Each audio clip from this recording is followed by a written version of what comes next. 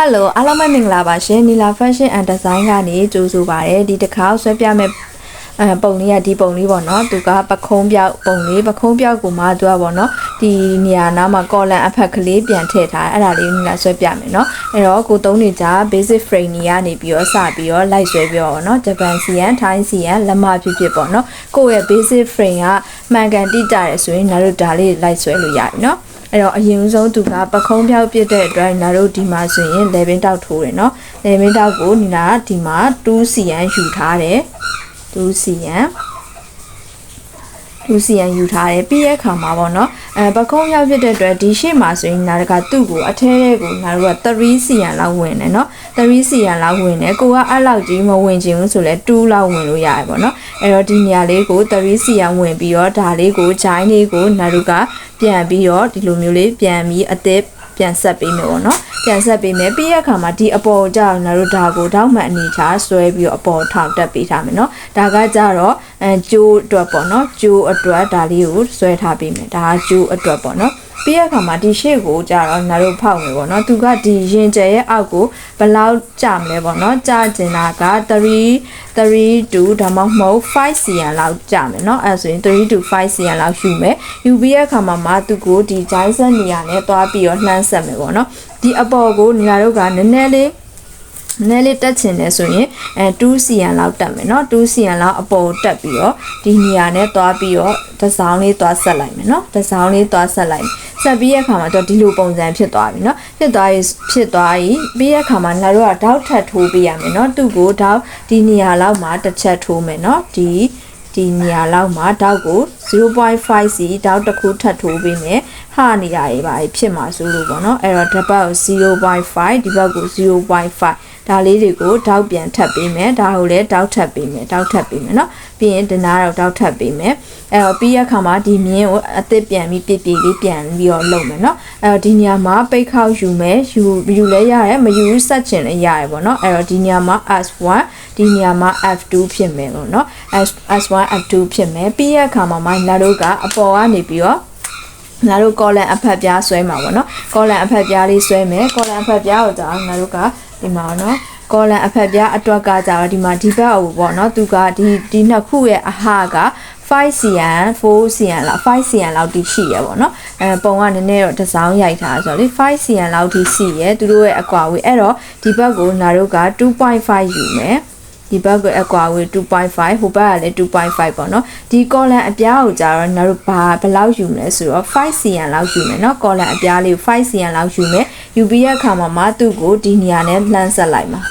5cm ပြားယူပြီးတော့နော်လှမ်းဆက်လိုက်မှာအဲ့ဒါကကောလန်အဖက်ပြားဒီကောလန်အဖက်ပြားကိုကြာငါတို့က copy ကူးမယ်ဒါလေးကို copy ကူးပေးရမယ်เนาะ copy ကူးမယ်မကူးလို့မရဘူးအောက်မှာကြာတစ်ထက်ရှိရတဲ့အတွက်သွားပြီးတော့ညှက်တဲ့ထဲပါသွားမှာဆိုလို့ပေါ့เนาะမတည်တရဲ့တူအတွက်ပြောပြပေးရဖြစ်ပါတယ်ဒါလေးကိုညှက်မယ်ဒါကို copy ကူးမယ်ပေါ့เนาะအဲ့တော့ဒါက column အဖက်ပြားလေးရသွားရှေ့မှာပေါ့เนาะအဲ့တော့ပြီးတဲ့အခါမှာသူကတော့ပေါ့เนาะ cutting ပုံစံအရှည်ယူထားတယ်ယူထားပြီးတော့ခါးနေရာမှာအလှအနေနဲ့အပေါ်ကနေပြီးတော့ကပတ်ပုံစံလေး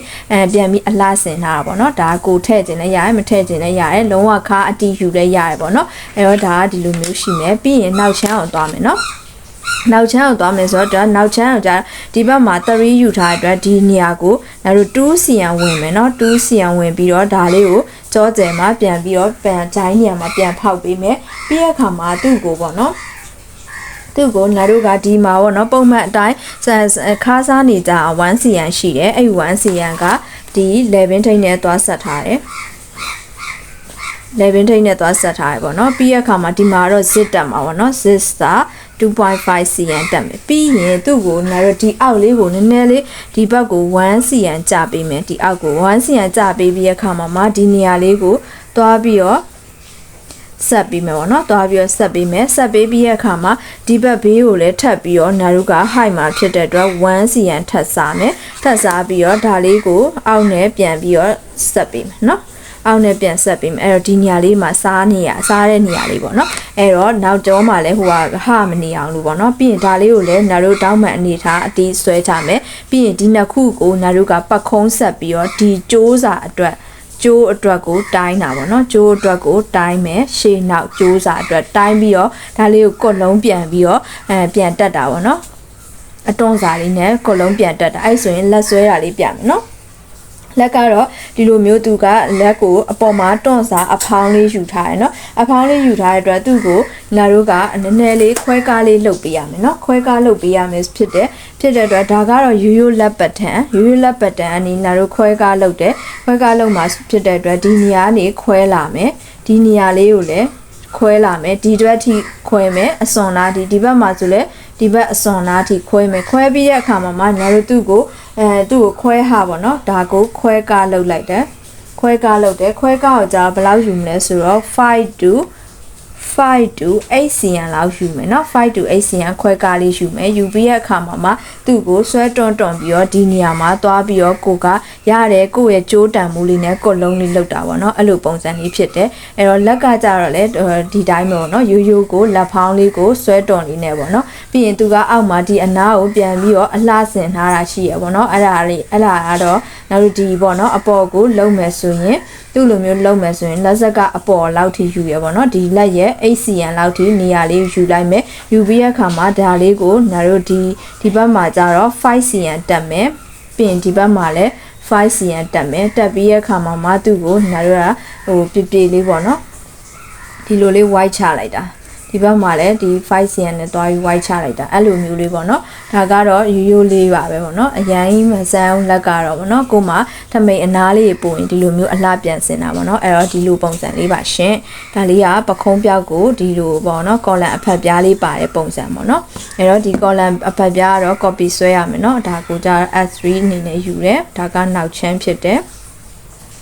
အဲ့တော့အားလုံးမသိသေးတဲ့သူတွေအတွက်အဆင်ပြေမယ်လို့မျှော်လင့်ပါတယ်ရှင်ကျေးဇူးတင်ပါတယ်မသိရရှင်မေးခဲ့လို့ရပါတယ်ရှင်